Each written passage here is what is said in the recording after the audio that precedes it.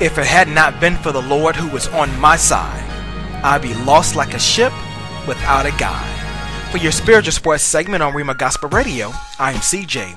For your Olympic sporting news, Olympic hurdler Lolo Jones trash talked about head injuries to former Rutgers football player LeGrand after he jokingly challenged her to a race on Twitter, and when she responded that in part that he must have been hit in the head, she didn't know that the defensive tackle had been paralyzed in a game, but has since apologized, and LeGrand took it all in stride, and with the backlash Lolo received, LeGrand called it ridiculous.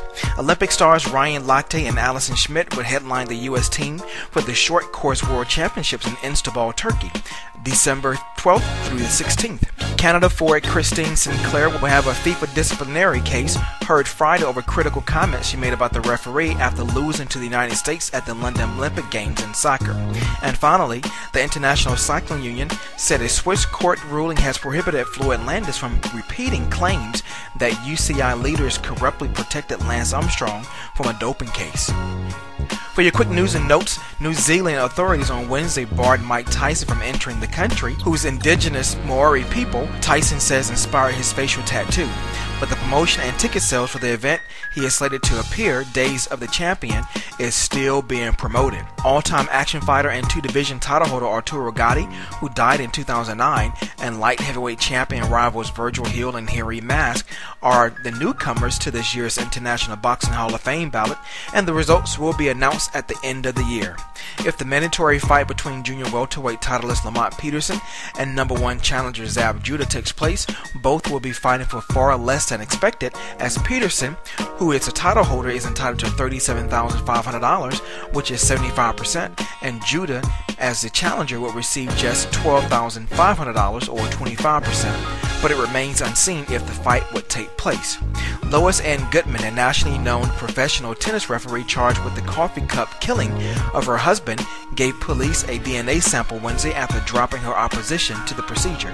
Pat Summitt said in an affidavit that is part of a lawsuit filed against the University of Tennessee by former Lady Vols media director Debbie Jennings that she initially felt she was being forced to step down as a Lady Vols basketball coach by Tennessee athletic director Dave Hart, who later told Summitt that she had misinterpreted his comments. Teron Bowie and Jamal Combs McDaniel, who both sat out last season as transfers, have been suspended by Hofstra head basketball coach Mo Cassara for violating team rules. Virginia starting point guard Jontel Evans is expected to miss 6 weeks after having surgery to repair a stress fracture in his right foot. Connecticut's athletic director says the university is looking for a sponsor to step forward and secure the naming rights for its planned basketball training center, and has no plans to name the building after newly retired basketball coach Jim Calhoun. The Big 12 is disputing a newspaper report that its coordinator of officials apologized profusely to Oklahoma State coach Mike Gundy following a blown call in Saturday's 41-36 loss to Texas. The ACC has decided to stay with 8 league football games for the foreseeable future instead of transitioning to 9 conference games in 2013 as originally planned, the conference announced on Wednesday. Leading Georgia wide receiver Michael Bennett is out for the season after tearing the ACL in his right knee during Tuesday's practice. Gabriel Landeskog's last season's Calder Trophy winner as NHL Rookie of the Year has agreed to join Djurgården of Sweden's second division on a 2-month deal during the NHL lockout. Dallas Stars forward Jamie Benn has decided to play for Hamburg of the German League during the NHL lockout. Los Angeles Dodgers All-Star center fielder Matt Kemp said he will undergo surgery Friday to repair a torn labrum in his left shoulder.